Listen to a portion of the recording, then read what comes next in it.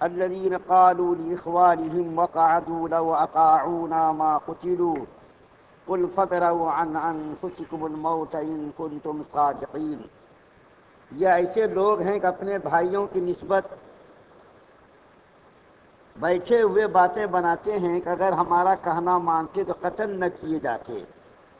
آپ فرما دیجیے کہ اچھا تو اپنے اوپر سے موت کو ہٹاؤ اگر تم سچے ہو۔ سورہ آل عمران کی 168 نمبر کی آیت آپ کے سامنے پڑھی گئی، اس کا ترجمہ بیان کیا گیا۔ یہ آیت کریمہ بھی منافقوں کے بارے میں نازل ہوئی ہے۔ میں آپ کے سامنے تھوڑا سا منافق کا تعارف آج کرا دیتا ہوں۔ پہلے پارے سے لے کر اب تک کئی جگہوں پر منافقوں کا تذکرہ آیا، اور آگے بھی قرآن کے اندر بہت سارے مقامات پر منافقوں کا تذکرہ ہے۔ منافقوں کا وجود کیسا ہوا اور یہ کہاں سے سلسلہ شروع ہوا؟ نبی اکرم صلی اللہ علیہ وسلم نبوت ملنے کے بعد 13 سال تک مکے کے اندر تشریف فرما رہے۔ 13 سالوں میں صرف کافروں سے سابقہ رہا۔ وہاں کوئی دوسرے مذہب کا ماننے والا نہیں تھا، صرف کافر لوگ ہی تھے۔ صرف ایک دشمن تھا ہمارے نبی صلی اللہ علیہ وسلم کا۔ اس کے بعد 53 سال کے بعد جب نبی اکرم صلی اللہ علیہ وسلم مکہ سے مدینہ تشریف لے گئے تو وہاں کئی دشمنوں سے سابقہ پڑا، یہودیوں سے، نصرانیوں سے، اور اسی طریقے سے منافقوں سے۔ اصل میں منافقوں کا وجود عمل میں کیسا آیا اس کے بارے میں آج تھوڑا سا بتا دوں کہ یہ بہت خطرناک جماعت، کافروں سے بھی، مشرکوں سے بھی، یہودیوں سے اور نصرانیوں سے بھی، جس کے بارے میں ہم اپنی زبان میں کہتے ہیں مارے آستین، یعنی چھپا ہوا دشمن۔ یہ چھپے ہوئے دشمن تھے۔ اس کا وجود کیسا ہوا؟ جب نبی اکرم صلی اللہ علیہ وسلم مدینہ تشریف نہیں لائے تھے تو مدینہ تشریف لانے سے پہلے مدینے میں 2 قبیلے تھے، ایک اوس اور ایک خزرج۔ یہ دونوں قبیلے مسلمان نہیں ہوئے تھے۔ دونوں قبیلوں میں آپس میں ہمیشہ لڑائی رہتی تھی، دونوں کے درمیان آپس میں ہمیشہ دشمنی رہتی تھی۔ سالوں سال تک یہ آپس میں لڑتے رہتے تھے۔ بہت مشہور لڑائیاں ان دونوں قبیلوں میں ہوئی، یہاں تک کہ دونوں قبیلوں کے بڑے بڑے جیادے، بڑے بڑے بہادر، بڑے بڑے لوگ مارے گئے، سینکڑوں کی تعداد میں ان کے لوگ مارے گئے۔ جب یہ لوگ بہت پریشان ہو گئے، پست ہو گئے، نڈھال ہو گئے، اور اس کے بھی بہت سارے لوگ مارے گئے، خزرج کے بھی بہت سارے لوگ مارے گئے، تو اب یہ لوگ پریشان ہو گئے کہ ہم لوگوں کو کیا کرنا چاہیے۔ تو آپس میں بیٹھ کر کے انہوں نے مشورہ کیا کہ بھائی ہم لوگ کب تک آپس میں لڑتے رہیں گے، کب تک جھگڑتے رہیں گے؟ ہمارے بھی بے شمار لوگ مارے گئے، تمہارے بھی بے شمار لوگ مارے گئے۔ اب ایسا کرے دونوں مل کر کے آپس میں ایک آدمی کو متعین کر لیں، سردار بنا دیں، اور اس کے مطابق ہم لوگ زندگی گزاریں۔ لڑ کر کے کوئی فائدہ نہیں ہے، ہمارا بھی نقصان ہو رہا، تمہارا بھی نقصان ہو رہا، تو نقصان ہوتے ہوتے کہاں تک ہم لوگ نقصان برداشت کریں گے؟ تو ایسا کرے ہم لوگ دونوں مل کر کے ایک آدمی کو سردار بنا رہے ہیں، اور سردار بنانے کے بعد اس کے مطابق ہم لوگ زندگی گزاریں، جو وہ کہے اس کی مان کر کے چلیں گے۔ تو دونوں قبیلوں کے لوگوں نے آپس میں مشورہ کیا کہ دونوں قبیلوں کا سردار کس کو بنایا جائے۔ غور و خوض کیا گیا، مشورہ کیا گیا۔ عبداللہ ابن ابی جس کا تذکرہ آتا رہتا ہے، یہی منافقوں کا سردار تھا، بڑا باوجاہت تھا، لمبا چوڑا آدمی تھا۔ تو دونوں قبیلوں کے لوگوں نے مل کر کے آپس میں مشورہ کیا کہ ان کو بنایا جائے سردار۔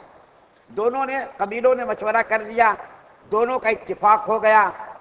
تاج پوشی کی تاریخ بھی طے ہو گئی، فلاں تاریخ فلاں مہینے میں عبداللہ ابن ابی کی تاج پوشی ہوگی، اس کی سرداری کا اعلان ہوگا، اور اس کے لیے ایک تقریب ہوگی، شاندار تقریب منائی جائے گی، اس کو تاج پوشی کے ذریعے سے سردار بنانے کا اعلان کیا جائے گا۔ اسی درمیان میں اللہ تعالیٰ نے اوس اور خزرج، یہ دونوں قبیلے جس کا میں نے ذکر کیا، یہ دونوں قبیلے حج کے لیے مکہ آئے۔ نبی کریم صلی اللہ علیہ وسلم سے ملاقات ہوئی، نبی کریم صلی اللہ علیہ وسلم نے ان لوگوں کو اسلام کی دعوت دی، تو اس کے اندر بہت سارے خوش نصیب لوگ تھے، سعادت مند لوگ تھے۔ پہلے سال میں 12 لوگ تھے، یہ مسلمان ہو گئے۔ پھر دوسرے سال میں بھی حج کے لیے آئے 83 لوگ، کچھ میں کچھ عورتیں تھیں اور زیادہ تر مرد تھے، یہ لوگ بھی مسلمان ہو گئے۔ ان لوگوں نے نبی کریم صلی اللہ علیہ وسلم کو مدینہ آنے کی دعوت کی، تو نبی کریم صلی اللہ علیہ وسلم نے قبول کیا، ٹھیک ہے وقت پر ہم آئیں گے۔ چنانچہ نبی کریم صلی اللہ علیہ وسلم مکہ سے مدینہ ہجرت فرما کر تشریف لے گئے۔ تو چونکہ اوس و خزرج کے بہت سارے لوگ مسلمان ہو گئے تھے، عبداللہ ابن ابی جو منافق سردار بننے کی خواہش میں تھا، اور اعلان بھی ہو گیا تھا، تاج پوشی کا بھی، تاریخ کا بھی اعلان ہو گیا تھا، تو جب اللہ کے رسول صلی اللہ علیہ وسلم مدینہ تشریف لے گئے تو عبداللہ ابن ابی کی ارمانوں پر خواہشات پر پانی پھر گیا. اب ان کو سرداری کی طرف جو لوگوں کا رجحان تھا سب لوگوں نے اس سے اپنی نظریں پھیر لی. بس یہاں سے منافقوں کا سلسلہ شروع ہوا. اللہ کے رسول صلی اللہ علیہ وسلم مدینہ تشریف لائے اور عبداللہ ابن ابی کو جو سرداری ملنے والی تھی, لوگوں کا جو قوم کا قبیلے کا سردار بننے والا تھا, وہیں سے دشمنی کا بیج ان کے دل کے اندر پیدا ہوا, وہیں سے دشمنی کا سلسلہ شروع ہوا. اور اخیر تک اپنی زندگی کے اخیر لمحے تک بھی اسلام کی مخالفت یہ باز نہیں آئے. حالانکہ نبی کریم صلی اللہ علیہ وسلم نے بڑے ہی اخلاق کا مظاہرہ کیا, بڑی ہی محبت اور شفقت کا مظاہرہ کیا, لیکن اس کا دل اتنا سخت ہو گیا تھا اسلام کے خلاف کہ بس وہ کچھ سننے کے لیے تیار نہیں تھا. جب سے منافقوں کا سلسلہ شروع ہوا آج بھی منافقوں کا کسی نہ کسی صورت میں وجود ہے. لیکن اللہ کے رسول صلی اللہ علیہ وسلم کے زمانے میں جو منافق تھے ان کے بارے میں اللہ تعالیٰ نے بتا دیا تھا, نام بنام بتا دیا تھا, یہ منافق ہے, یہ منافق ہے, یہ منافق ہے. سارے لوگوں کے نام اللہ کے رسول صلی اللہ علیہ وسلم کو معلوم تھے, لیکن ہمارے نبی صلی اللہ علیہ وسلم کے اخلاق اتنے اعلیٰ تھے, اتنے اعلیٰ تھے کہ ان کا نام ظاہر نہیں فرماتے تھے آپ, اور اس کو قتل بھی نہیں کرتے تھے. حالانکہ بہت سارے صحابہ کرام کہتے تھے یا رسول اللہ آپ اجازت دیجیے ہم اس کو قتل کر دیں, لیکن اللہ کے رسول صلی اللہ علیہ وسلم راضی نہیں ہوتے تھے کہ کہیں دوسرے مذاہب کے لوگوں کو اختلاف کا موقع ملے گا اسلام کے اوپر کہ دیکھو یہ لوگ آپس میں لڑنے لگے, جھگڑنے لگے. تو اللہ کے رسول صلی اللہ علیہ وسلم نے ان کے ساتھ ہمیشہ اچھا سلوک کیا, اچھا برتاؤ کیا, لیکن اس کا دل اسلام کی طرف مائل نہیں ہوا. جب سے لے کر آج بھی منافق ہے, اس کی علامتیں جو بتائی گئی ہیں اگر وہ علامتیں پائی جائے سمجھ لیجیے کہ اس کے اندر منافقوں کی کوئی نہ کوئی علامت پائی جاتی ہے. اب میں آیت کریمہ کا خلاصہ بیان کرتا ہوں. یہ آیت کریمہ جو میں نے پڑھی ہے غزوہ احد کے سلسلے میں کل بھی بات آئی, کئی دنوں سے کئی رکوع میں غزوہ احد کا تذکرہ ہے, 5 رکوع میں غزوہ احد کا تذکرہ ہے. تو کل میں نے آپ کے سامنے جو ذکر کیا تھا ایک حکمت یہ تھی مسلمانوں کی شکست کی کہ معلوم ہو جائے کہ منافق کون ہے, مومن کون ہے.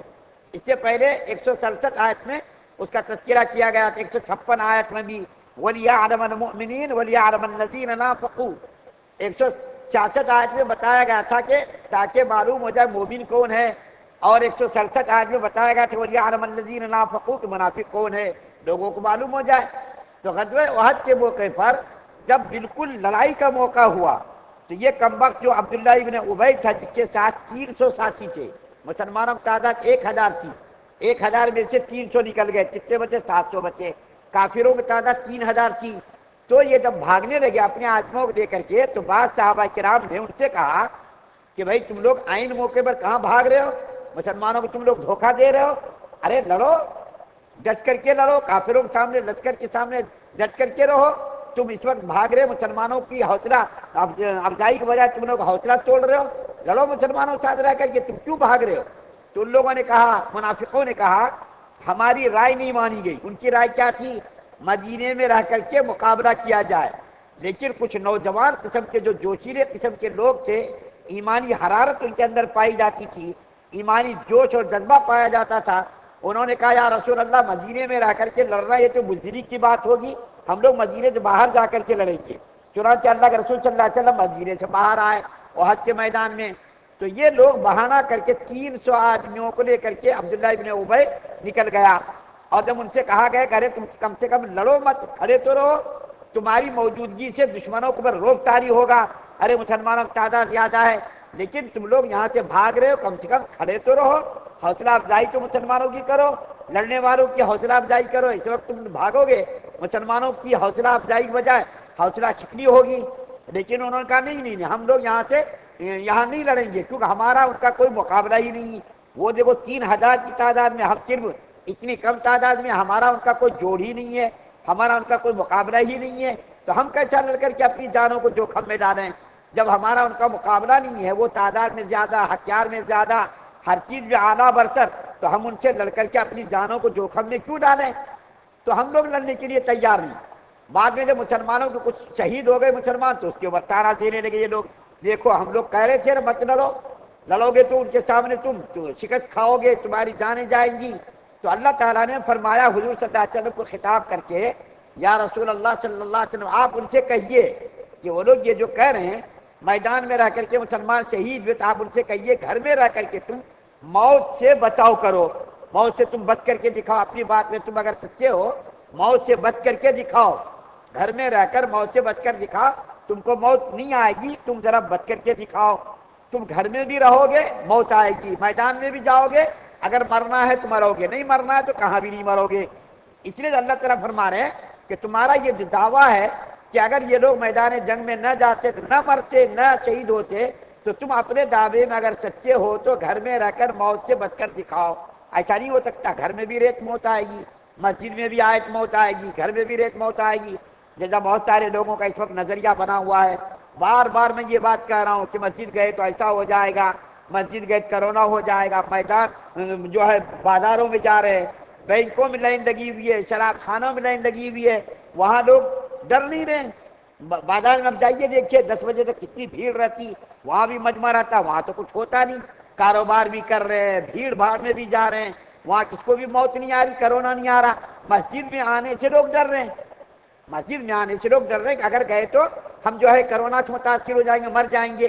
یہ بالکل عقیدہ غلط ہے، نہیں آنا یہ الگ چیز ہے، حکومت کا قانون ہے نہ آنا، 5 آدمی پڑے 10 آدمی پڑے یہ مرضی ہے، میں یہ نہیں کہتا کہ مسجد کو بھر دو، قانون کے خلاف میں نہیں کہتا، لیکن یہ ذہن کے اندر جو تصور بیٹھا ہوا ہے مسجد گئے تو ایسا ہو جائے گا، کتنے سارے بزرگ لوگ آ رہے ہیں، ان کو کیا ہو رہا ہے، کیسی صحت دیکھیے ان کی، کیسے صحت مند لوگ ہیں، آ رہے ہیں، جو آ رہے ہیں اس میں سے کوئی تو مرا نہیں، میرے علم کے مطابق تو آنے والا نہیں مرا، نہیں آنے والا میں بتاؤں گا آپ کو مرا، نہیں مسجد میں آنے والا، مسجد میں آنے سے ڈرنے والوں کو میں بتاؤں گا آپ کو کئی لوگ مرے، لیکن مسجد میں آنے والوں میں سے میرے علم کے مطابق تو کوئی بھی نہیں مرا ہے۔ اللہ کو معلوم ہے، ہم کو نہیں ٹھیک سے معلوم، لیکن میں دعوے کے ساتھ نہیں کہہ سکتا، لیکن ایسا ہوا میرے علم کے مطابق، مسجد میں آنے والا تو سب صحت مند ہے، کوئی بھی نہیں مرا ہے، کسی کو بھی کرونا ہوا ہو تو ہوا اس کو نہیں معلوم، لیکن مرا تو نہیں ہے۔ تو یہ منافقوں کا جو عقیدہ تھا، اس عقیدے کے کچھ نہ کچھ حصوں میں سے ہم بھی کچھ شریک ہو رہے ہیں، ہمارا بھی اس میں حصہ ہو رہا، مسجد گئے تو ایسا ہو جائے، یہ بالکل عقیدہ غلط ہے۔ اپنے عقیدوں کو درست کر لینا چاہیے، جو کچھ ہوگا اللہ کی مرضی سے ہوگا، مریں گے اللہ کی مرضی سے، جئیں گے اللہ کی مرضی سے، اور اگر کوئی بیماری ہوگی تو اللہ کی مرضی سے، نہیں ہوگی تو بھی اللہ کی مرضی سے۔ یہ عقیدہ جو اگر بنا ہوا ہے مسجد میں اگر ایسا ہوگا، بالکل اس عقیدے کو درست کر دینا چاہیے، صحیح کر لینا چاہیے، اللہ کی قدرت پر طاقت پر ہم کو یقین اور اعتماد رکھنا چاہیے۔ اللہ تعالیٰ سے دعا ہے کہ اللہ تعالیٰ ہم تمام مسلمانوں کو مکمل شریعت مطہرہ پر عمل کرنے کی توفیق عطا فرمائے۔ سبحان اللہ و بحمدہ، سبحانک اللہم۔